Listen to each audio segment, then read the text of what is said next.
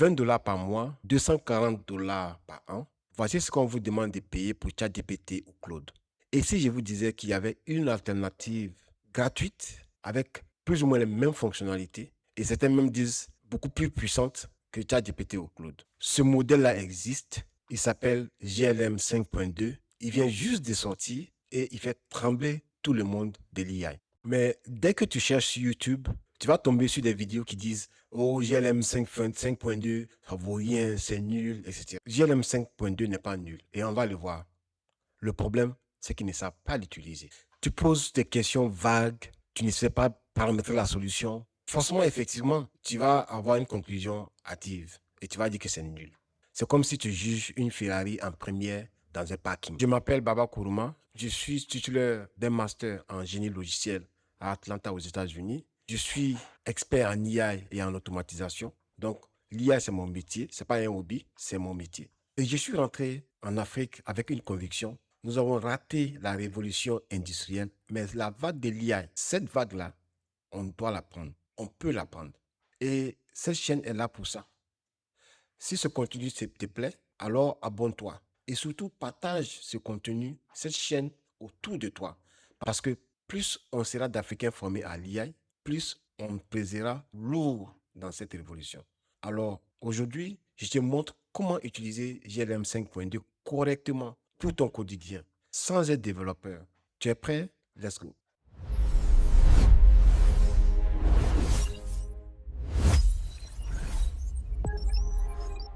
Nous allons procéder en 2 étapes. Dans la première étape, nous allons montrer ce qu'on appelle les benchmarks. C'est quoi les benchmarks? Les benchmarks, vous savez, derrière les IA, il y a ce qu'on appelle les modèles. Ce sont ces modèles-là qui répondent réellement à vos questions. Et dans le deuxième temps, nous allons mettre à l'épreuve GLM 5.2 à travers des recherches, des générations de textes, des générations de documents et même des présentations PowerPoint.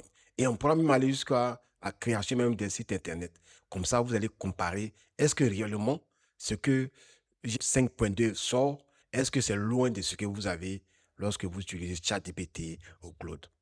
On y va. Ici, nous avons GLM 5.2. La particularité de GLM 5.2, par rapport à ses prédécesseurs, que GLM 5.2 a été conçu pour s'améliorer avec les tâches les plus longues.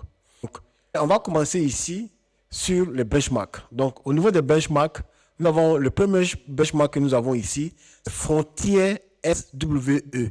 C'est quoi le Frontier SWE? C'est le Frontier SWE mesure la capacité d'un IA à accomplir des tâches qui durent dans le temps. Donc, qui va ici utiliser plusieurs types de systèmes. Donc, par rapport à ce benchmark-là, vous voyez ici en bleu, tout il y a le bleu là, sont les scores de LM5.2. Premier, c'est la capacité à accomplir des longues tâches qui sont autour de 20 heures. Plus 4.8 est autour de 75,1, alors que GLM 5.2 est à 74,4. Et ici, nous avons ici le Post-Train Bench. Alors, le Post-Train Bench, plus 4.8 est à 37,2. Et ici, nous voyons ici que GLM 5.2 est à 34,3. Le W Marathon, aussi, c'est un autre test qui permet de voir la capacité d'une IA à faire des réflexions sur des sujets divers. Et là, au PM 5.2 est troisième, plus premier et deuxième. Et alors, ce que vous remarquez ici, que vous voyez là, ChatGPT est quatrième ici, et GLM 5.2 bat ChatGPT sur l'ensemble de ces benchmarks-là. Ces 3 benchmarks-là sont les benchmarks les plus importants pour nous. Le premier mythe dit que ces IA open source comme GLM 5.2 ne sont pas performants. Vous voyez que ce premier mythe-là est levé. Ils ont la capacité intrinsèque de répondre aux tâches les plus simples et, comme on l'a vu, même battre certains modèles qu'on appelle les frontier models comme ChatGPT. Alors, nous venons de voir comment GLM 5.2 performe en termes de statistiques. Maintenant, nous allons mettre GLM 5.2 à l'épreuve à travers des cas concrets de création de documents, de création de sites internet, PowerPoint, etc.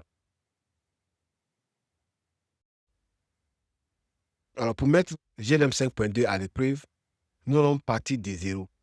Nous allons considérer que nous sommes en train de créer une entreprise qui va évoluer dans la vente des kits d'énergie solaire. Et la première des choses que nous allons faire, c'est de tester la recherche approfondie. Nous allons donner un prompt à GLM 5.2 et on va lui demander de nous faire une recherche approfondie sur ce secteur-là, déjà pour avoir de la matière. Et ensuite, le deuxième cas que nous allons faire, c'est la possibilité de pouvoir créer un document Word à partir de ce qu'il va nous donner. Donc, la génération des documents Word. Le troisième cas, il va s'agir de créer une présentation PowerPoint. Et le dernier cas, c'est voir si GLM 5.2 nous fait un site Internet un peu attrayant. Donc, on y va avec le premier cas. Donc, déjà, comment est-ce qu'on accède à GLM 5.2? Il faut dire que GLM 5.2, c'est le modèle, mais l'entreprise, c'est ZAI. Et pour avoir accès à ce menu-là, on va aller sur chat.z.ai. Ça va nous donner accès à l'interface de GLM 5.2. Et là, vous voyez que je peux changer ici la couleur. Pour moi, le blanc, c'est pas trop bon pour mes yeux. Donc, je vais mettre le dark mode. Voilà. Donc là, la première chose, c'est que là, je vais commencer à lui demander de faire une recherche approfondie. On va ici voir que ici il y a deux onglets. Ici, c'est le chat. Là, il s'agit de faire une conversation avec l'IA. Il va nous retourner simplement le résultat de la conversation en bas ici. Et après, j'ai l'agent GLM 5.2. Donc, l'agent GLM 5.2 va nous permettre de faire beaucoup de choses que nous n'avons pas le temps de voir ici, mais c'est ici qu'on va pouvoir créer des documents Word, on va créer plein d'autres choses. Okay? Je vais changer ici et je vais mettre GLM 5.2 pour le modèle. Donc ici, on a les différents modèles. Il faut toujours choisir le dernier modèle. Et donc ici, je repars sur chat et je vais coller ici un prompt. Ce prompt-là, il dit que je souhaite créer une entreprise de vente et d'installation de kits solaires pour les petites entreprises de Côte d'Ivoire. Réalise une recherche approfondie et on a donné un certain nombre d'informations sur la recherche approfondie. Au lieu de faire ça, ce que je vais faire, je vais prendre cette requête-là et aller demander à ChatGPT de me produire un prompt qui respecte les règles de l'art dans la génération des prompts pour GLM 5.2. Alors, qu'est-ce que j'ai fait? Je colle ici le prompt que j'avais. Et là, en bas ici, je vais mettre simplement « Tu es un expert en prompt engineering avec des dizaines d'années d'expérience. Merci d'améliorer ce prompt pour GLM 5.2. » Et donc là, je vais valider. Et il va commencer à réfléchir pour me donner une réponse. Et voici le résultat qu'il me donne. Donc, on avait parlé du rôle. Voilà, c'est le rôle qui est là. Donc ça, je vais prendre simplement ça et puis je vais aller le coller dans GLM 5.2. Voilà, donc ici, résumé exécutif, il me donne la taille et les tendances du marché. Voilà, analyse SWOT. L'IA de l'autre côté, ChatGPT lui a demandé de faire tout ça. Donc, il prend beaucoup de temps maintenant de réfléchir sur ça. Et je peux améliorer ça. Je peux améliorer. Si je voulais vraiment quelque chose de tête poussé, plutôt que qu'il me donne tout ça en même temps, je vais lui demander d'abord d'améliorer la taille et la tendance du marché. C'est ce segment-là, je vais lui demander d'améliorer. Plutôt que de faire simplement 4-5 paragraphes, et je peux lui demander de faire 3-5 pages même d'ailleurs, si je veux. Alors, on va continuer avec la deuxième démo. Dans cette deuxième démo, nous allons copier exactement ce qui est là et nous allons donner encore à ChatGPT et lui demander de donner un prompt qui va permettre à GLM 5.2 de créer un document Word. Donc, pour ce faire, je vais aller juste en bas ici, juste en bas à la fin. Généralement, à la fin ici, on met toujours la possibilité de copier tout ce contenu-là. Donc, je vais simplement copier et puis je vais aller du côté de ChatGPT et puis je vais lui demander de me donner le prompt.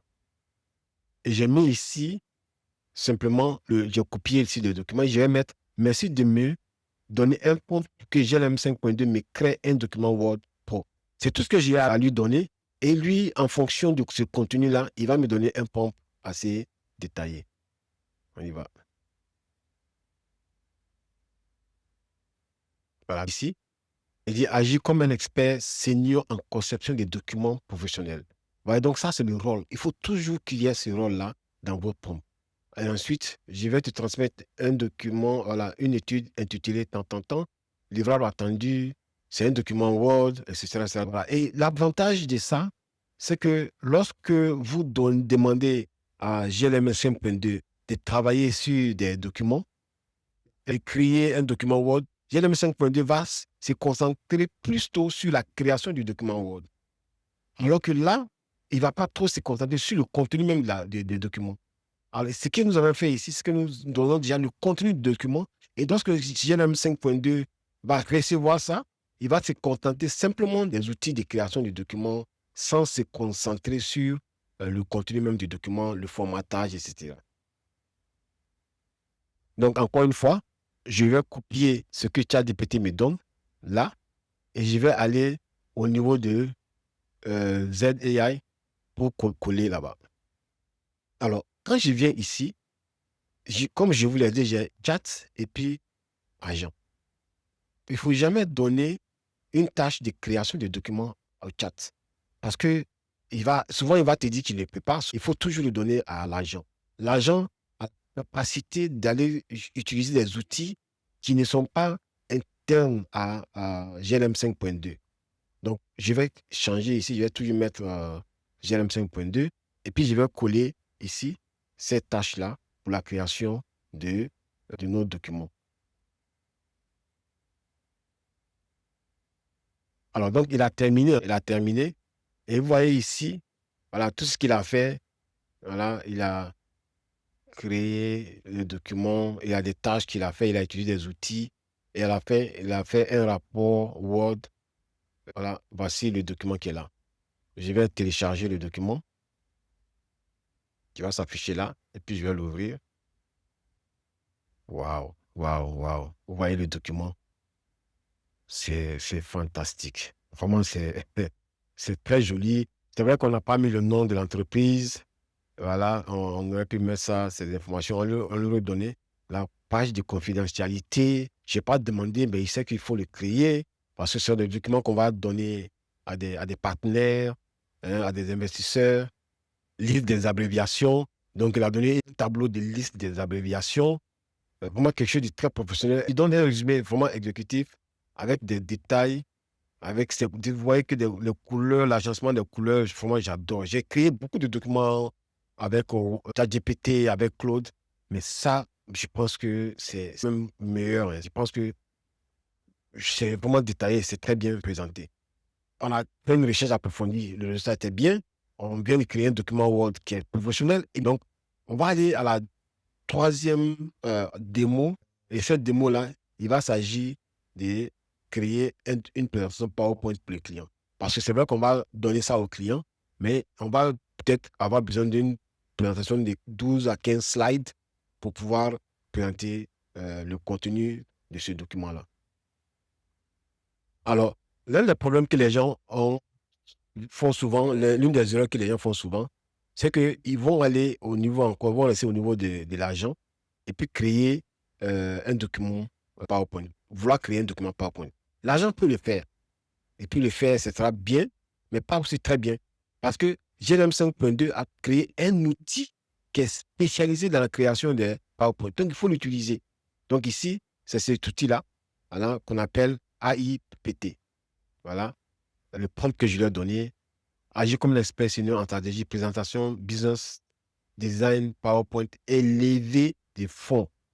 Voilà, donc ça veut dire que Là, on sait que son objectif, c'est vraiment d'impacter des investisseurs. Et je lui ai demandé de me donner un PowerPoint de 12 à 15 slides. Et voilà. Et ça, c'est la même chose que j'ai fait. J'ai donné à ChatGPT qui m'a refait le prompt. Il a terminé notre PowerPoint. Ce que j'aime bien faire, c'est de revenir un peu devant pour voir qu'est-ce qu'il a fait. Donc, une structure de 15 slides, couverture, problème, opportunité, segment, tableau de besoins, position de valeurs, etc. etc. Donc, voilà, voici. Et je peux simplement télécharger soit un PowerPoint en PDF, on va faire un PowerPoint. Déjà, ce que je vois là, déjà, avec ces images-là, c'est vraiment costaud. C'est vraiment intéressant. Donc, j'ouvre. Voilà. Super. Donc, ici, c'est pas mauvais. Il nous a créé un nom sur la TPE, avec un petit logo là. Pour moi, j'adore les couleurs. J'adore les couleurs. Les problèmes à résoudre, le marché, Abidjan, Boaké, San Pedro, Korogo. Voilà. Je n'ai rien donné. Vous voyez, hein, tout a été fait devant vous là. Je suis bluffé, je faisais cette démo, je ne m'attendais pas vraiment à tout ça. Alors, nous sommes à la dernière démo où nous allons chercher à créer un site Internet. Alors, je ne m'attends pas à grand-chose parce que Kimi 5.2 n'est pas connu pour ses performances dans le codage. Mais quand même, on va essayer de voir exactement quel est le rendu que Kimi 5.2 peut faire. Pour ce faire, nous avons utilisé les mêmes procédés. Le document Word qui a été créé dans la deuxième démo, nous allons donner à ChatGPT pour lui demander de nous donner les thèmes de référence de notre site Internet. Et on va prendre ce document, ce rendu-là, et on va donner à Kimi 20.2 et lui demander de produire un site Internet. Et par là, vous allez voir tout à l'heure le site qui a été créé. J'ai ça là. Et à côté ici, j'ai une vision du site ici. Je peux visualiser le site, c'est vraiment joli. Ce que je peux faire déjà, une fois, l'un des problèmes qu'on avait au niveau du développement pour tous ceux qui ne sont pas des développeurs, c'est une fois que tu as fait tout ça, mais comment on fait maintenant pour mettre en ligne? Et GM 5.2 a trouvé une solution. Donc, vous voyez là, par exemple, moi, en tant que développeur, si j'ai fini, je vais télécharger, download ici, tous les fichiers, et puis je vais aller héberger moi-même manuellement. Mais si vous n'êtes pas des développeurs et que vous avez construit tout ça, vous voulez peut-être donner ça à quelqu'un, ou même partager, ou même l'utiliser même comme votre site final, vous pouvez simplement faire ici, Publish. Voilà. Publish. Et ici, je vais faire Date. Et voici le lien. Je vais ouvrir le lien ici. Donc là, il est en train de déployer tout le travail que j'ai fait sur le cloud. Ça va prendre un peu de temps. Voilà, on dit c'est au moins 1 minute. Et on va voir comment est-ce que tout ça, ça va performer. Ouais, donc, il a terminé. Waouh, waouh, waouh. Voilà, on enlève peut-être résoudre le problème du nom. Le logo n'est pas mauvais. L'énergie solaire qui protège votre activité de manière indévie. Parler à un conseiller sur WhatsApp. Donc, même l'intégration de WhatsApp est déjà possible. Donc, ici, bon, là, l'image, là, il faut remplacer l'image peut-être par une image voilà, de l'énergie solaire ou bien un projet que vous avez réalisé. Pourquoi nous choisir solaire ou groupe? Donc, il vous donne ici un peu une comparaison entre les avantages des kits solaires contre les groupes électrogènes. Il y a vos solutions en 4 étapes. Voilà, pour remplacer le formulaire qui existe déjà, on analyse les équipements, visite technique et propositions détaillées. Franchement, tout est fait là. Tout est fait là. On peut aller ici, on peut regarder les différents kits solaires. Là, on a plus de détails, la puissance, les batteries, l'autonomie, les services qu'on fait, l'étude des marchés, l'étude des sites. Tout ça, je n'ai rien donné. Donc, ça veut dire quoi? Ça veut dire que si vous avez une idée d'une idée à la conceptualisation de l'idée, à la mise en place du site internet, tout ça, vous pouvez le faire en une journée. Et franchement, je suis bluffé. Je suis bluffé. On a comparé GLM 3.2 avec ChatGPT, avec Claude. On a vu que ça bat ChatGPT sur les benchmarks qui nous intéressent, nous, en tant que débutants. Nous avons aussi pu faire une recherche approfondie. Ça nous a donné un résultat assez satisfaisant. Nous avons créé un PowerPoint. Nous avons créé un document Word. Nous avons créé un site Internet fonctionnel qu'on peut utiliser maintenant. Donc, si ce type de contenu vous intéresse, abonnez-vous. Abonnez-vous parce que pour la prochaine séance, nous allons voir un autre AI open source qui est encore plus intéressant en termes de statistiques et même en termes de popularité. Vous avez sans doute entendu parler DeepSeek. DeepSeek, et c'est vraiment un outil qui est assez formidable. On verra d'autres outils aussi open source.